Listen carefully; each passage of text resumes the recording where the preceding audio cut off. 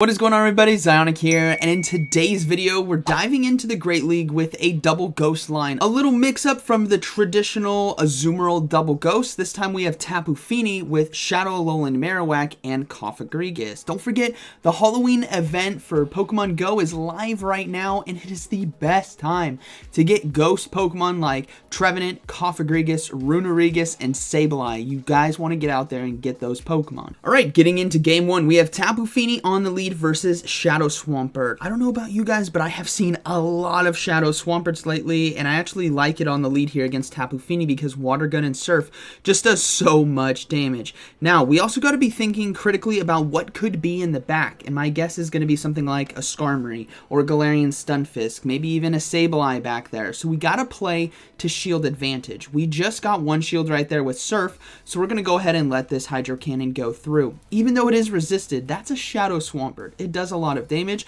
so we're going to soft lose the lead. This is okay with me. Cofagrigus and Alolan Marowak. We're going to go ahead and swap into Cofagrigus to save the Tapu Fini for a sack swap later on since that didn't kill us. But we're going to go ahead and shield this next Hydro Cannon and look to farm down with Shadow Claw. Now, we see a Galarian Stunfisk come right in, so I'm going to go ahead and go for Shadow Ball now to do as much neutral damage as possible. This is likely going to land giving the shielding situation, and it does. That's huge. This is going to allow me now to go for Dark Pulse. Now, they decided to throw early, which means this is going to be Rock Slide. Granted, I'm not shielding anymore on Cofagrigus. I am saving it for Alolan Marowak to sweep. Obviously, hello, it's the GOAT. So we're going to go ahead and go for a Dark Pulse now. This actually should force the final shield from the opponent, and we do get it, which is beautiful. They're going to go ahead and go for the next charge move. I'll let this go.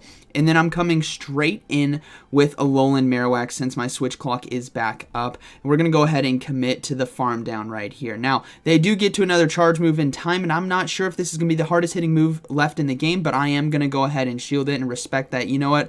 That's going to be fine. They decided to come in with Swampert, and oh man, I pulled the trigger super early because I was very concerned they had a little bit more energy than what I was hoping for. And then the final Pokemon is actually going to be a Trevenant. So it doesn't matter because Alolan Marowak is the GOAT at sweeping teams, and we will be able to get to this Shadow Bone in time and take out the Trevenant right there. Boom! See you later. Good game. Alright, moving to the next one, we got Tapu Fini on the lead versus... This is why I said, I've been seeing so many Shadow Swamperts. We're going to play it the exact same way. There's no reason to change our formula up, but they decide to swap into Sableye. I'm like, you just swapped into Sableye. If you're facing me, everyone, if you end up facing me, I'm going to boom you. I will.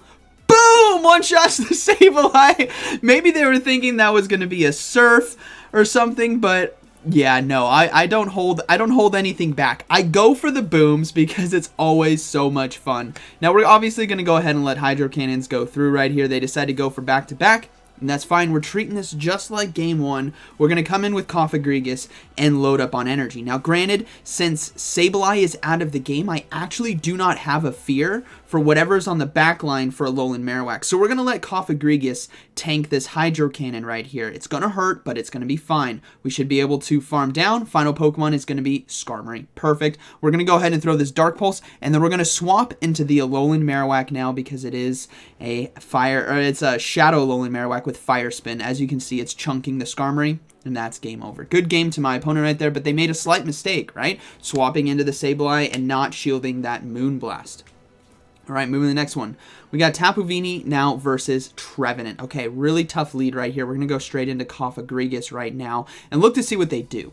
They're deciding to stay in. My guess is they might try to swap, and they did. But thankfully, this is still neutral damage here, as that was a Walrein that did decide to swap in. But we got to remember, they have a Shadow Ball ready to go in the back. So what we're going to do here is just try to put pressure now on shields against Walrein, because if Alolan Marowak gets shield advantage, we can do really well in the end game. So Ice School Spear, not enough to take us out. We're going to go ahead and go for that Shadow Ball. Shadow Ball here does more neutral damage. It's same type attack bonus on Cofagrigus, which is why we need to go for it to force that shield, which is perfect. They're going to go ahead and farm us down.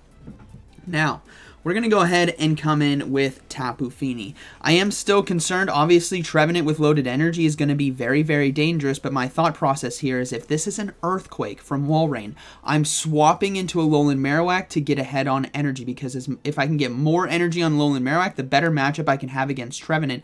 And they decided to stay in with Walrein, which is perfect. This means this is just going to be an Icicle Spear, so I can let this go, and I should be able to farm down unless they swap out right now, which they did, but they swapped into a Shadow Swampert. So now this is a really tough situation. Both Shadow Swampert and Trevenant can one-shot Alolan Marowak, but thankfully we still have 2 shields. We're going to go ahead and stop that Hydro Cannon right there. We're going to go for the Shadow Bone now to do a massive amount of neutral damage if they decide to let this go, but we got to remember there is still a Walrein and there is still a Trevenant. Now, I threw this a bit early. Granted, I think I could have gotten 1 or 2 more Fire Spins in right there. But they do, no, they didn't. They CMP tie. So now I'm calculating. I'm actually going to let this go because I think I have more energy on Tapu Fini, and I definitely don't. I thought I was way closer to a Moonblast than I am right here, so this is now going to be a very dangerous situation. Seed Bomb is doing super effective damage. I'm going to go ahead and shield. Obviously, we're going to try to get to that Moonblast, and they swap into the Walrein hoping to catch the charge move, but no! I get the Moonblast, but they have a Seed Bomb! CMP tie. Good game to my opponent right there. They catch me with, I'll give him a little boom. Boom! Down goes Tapu Fini. But that was a close one. Good game. All right, next one, we got Azumarill now on the lead. So this is the same situation as Swampert's on the lead. I am just looking to do as much neutral damage as possible, and then I'm going to come in with Cofagrigus and just load up on energy. Azumarill here with Play Rough is going to do a lot of neutral damage. 2 of them will take us out, but Moonblast as well is going to get Azumarill low, which is really nice. This actually does quite a bit of damage, which you can be surprised about. Look at that. It's already down to 30% HP. That's perfect. I'm hoping to get to a Surf, but I'm definitely not going to be able to right there, as I just got it before they got the charge move, but that's fine. We're going to let this go. We're going to come in with that Cofagrigus now and load up on energy.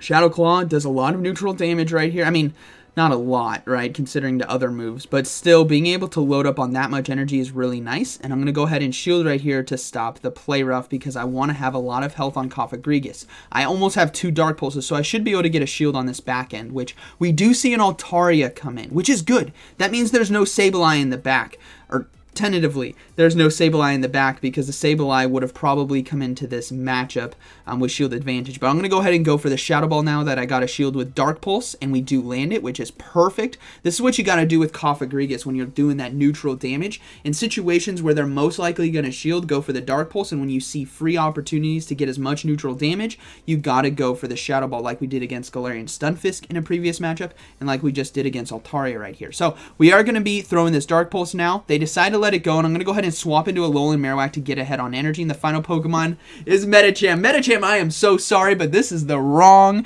game to be playing against Alolan Marowak. We're going to go ahead and give up a shield right here. It's just going to be Ice Punch, but I know I can just safely give up a shield and just go for double Shadow Bone to close this game out. Altaria is 1 fast move away as well, so even if they have a Sky Attack loaded and take me out right here, which they don't, we're going to be able to farm down. We still have Cofagrigus, right, with Shadow Claw on the back. So, good game. All right, next one. We have a Galarian Stunfisk here on the lead. This is actually really, really nice because we are doing super effective damage. Now, they're not swapping out, which is a tell to me that maybe they are weak in the back. So, there could be maybe a Sableye in the back. That would play really well for them. Maybe there's a Scrafty in the back, right? Something weak to Fairy.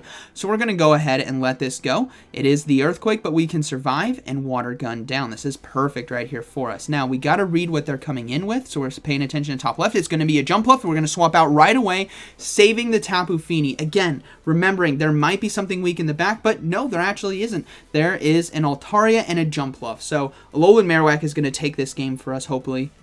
We do go for the Shadow Ball right there, but I didn't listen to my own advice. I should have gone for a Dark Pulse in that situation, right? In situations where they're likely going to be shielding, you go for it. But now we're just going to go for back-to-back Shadow Balls, put as much neutral damage on them as possible, because as long as I can get this Altaria low with Shadow Claw, Alolan Marowak should be able to close this game out for us here against the Jump Bluff. So, Sky Attack, not enough to take us out, which means I can get to this Dark Pulse in time. Beautiful! I love these situations where we put them against the wall ball, making them make a decision. They decided to let that go, which is fine. I'm going to swap right into a Alolan Marowak now. And this is the situation where they have to get shield baits. So I'm going to let this go.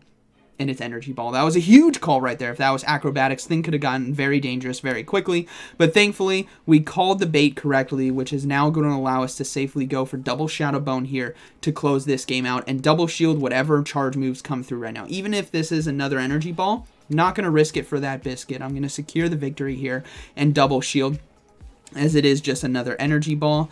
And here comes the third one, so we're going to go ahead and shield that. Hit the Shadow Bone, and that is going to be a good game, very well played. But that is something I noticed with this team. There's a lot of balance. I don't know if you guys have seen, but I've left a lot of Pokemon at like 10 HP or less in order to close these games out. But really awesome team right there. I had a lot of fun, and again, these Pokemon, you guys can get Cofagrigus right now in the Halloween event that is happening for the next week. Maybe 2 weeks. I think it is for sure a week.